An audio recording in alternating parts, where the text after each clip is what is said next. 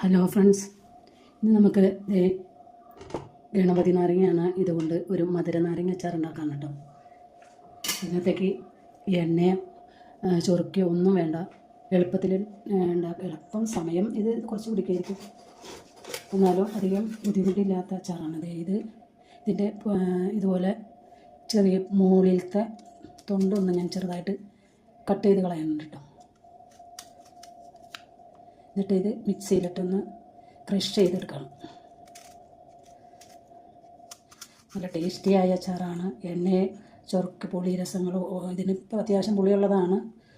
ചൊറുക്കൊന്നും വേണ്ട, അധികം ഇൻഗ്രീഡിയൻസ് ഒന്നും വേണ്ട. ടേസ്റ്റിയായ പിള്ളേർക്കും വലിയവർക്കും ഒക്കെ ഒരേപോലെ ഇഷ്ടപ്പെടുന്ന അച്ചാറാണ് കേട്ടോ. എല്ലാവരും ഉണ്ടാക്കാം. ഞാൻ ഇതുപോലെ ഒന്ന് തൊലി കട്ട് ചെയ്തെടുത്തിട്ട് ഒന്ന് മിക്സിയിലിട്ടൊന്ന് ക്രഷ് ചെയ്തെടുക്കണം. അതൊരു നാരങ്ങ അച്ചാറിലേക്ക് ഒരു മസാലക്കൂട്ട് ഉണ്ടാക്കാനായിട്ട് ഇത്രയും കുരുമുളക്, ഉലുവ, നല്ല ജീരകം, ഇത്രയും ഏലക്കായ, 3 ഏലക്കായ, 2 മുളകും കൂടി ഇട്ട് കൊടുക്കുന്നുണ്ട്. ഇതൊന്ന് നമുക്ക് ചൂടാക്കി പൊടിച്ചെടുക്കാം.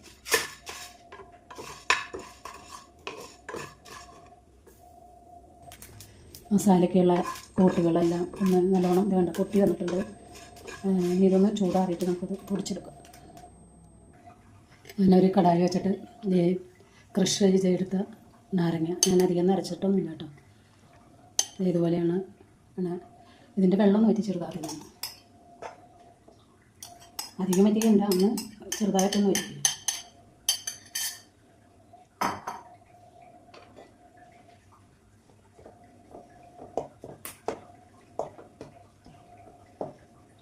ഗണപതി നാരങ്ങ ആയതുകൊണ്ടാണ് കേട്ടോ ഞാൻ തൊണ്ട് കുറച്ച് ചെത്തി ചെയ്തിരുന്നത്. ആ ചെറുനാരങ്ങയാണെങ്കിൽ തൊണ്ടോട് കൂടി ക്രഷ് ചെയ്തെടുത്താൽ മതി.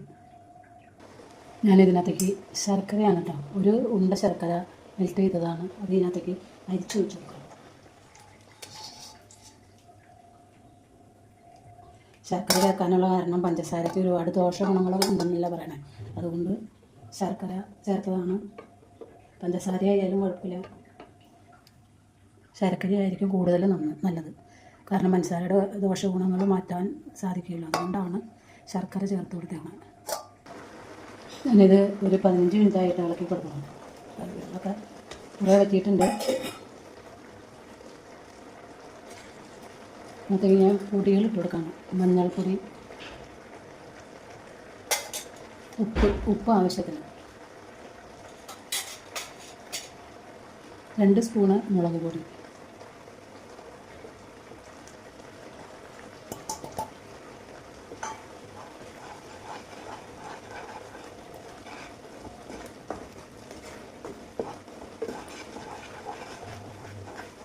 എല്ലാവരും ഉണ്ടാക്കാം കേട്ടോ. എനിക്ക് ഇതുപോലെയൊക്കെ പറയാനറിയുള്ളൂ, പറഞ്ഞ് ഫലിപ്പിക്കാനറിയില്ല കേട്ടോ. അതുകൊണ്ട് നിങ്ങൾ എൻ്റെ വീഡിയോകളും റെസിപ്പികളും കാണാതിരിക്കരുത്. കാണുന്നവർ ലൈക്ക് ചെയ്ത് കാണാനുള്ള മനസ്സ് കാണിക്കണേ. സബ്സ്ക്രൈബ് ചെയ്യാത്തവർ സബ്സ്ക്രൈബ് ചെയ്യാനും മനസ്സ് കാണിക്കുന്നത് കേട്ടോ. പിന്നെ സപ്പോർട്ട് ചെയ്യണം. ഒരുപാട് വീഡിയോസും റെസിപ്പി ഷോർട്സുകളും ഒരുപാട് ഇട്ടിട്ടുണ്ട്.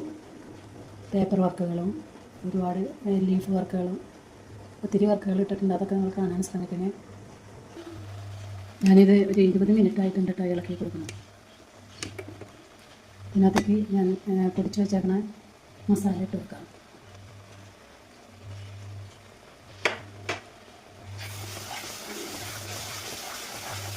അതൊരു നാരങ്ങ അച്ചാറ് ആയിട്ടുണ്ട്. വെള്ളമൊക്കെ വറ്റി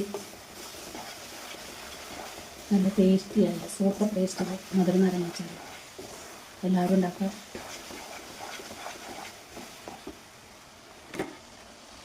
ഉണ്ടോ, അച്ചാർ റെഡി ആയിട്ടുണ്ട് കേട്ടോ. ഇത്രയും മതി. ഇനി അധികം വെച്ച് കഴിഞ്ഞാൽ കട്ട് ചെയ്യണം. ഇത്ര മതി. എല്ലാവരും ഉണ്ടാക്കുക കേട്ടോ. അഭിപ്രായങ്ങൾ അറിയിക്കുക. ഉണ്ടാക്കിയിട്ട് അഭിപ്രായങ്ങൾ അറിയിക്കുക, കമൻറ്റ് ചെയ്യുക, കാണാൻ ശ്രമിക്കുക. അടുത്ത നല്ലൊരു റെസിപ്പി വീഡിയോ ആയിട്ട് വരുന്നവരെ എല്ലാവർക്കും നന്ദി.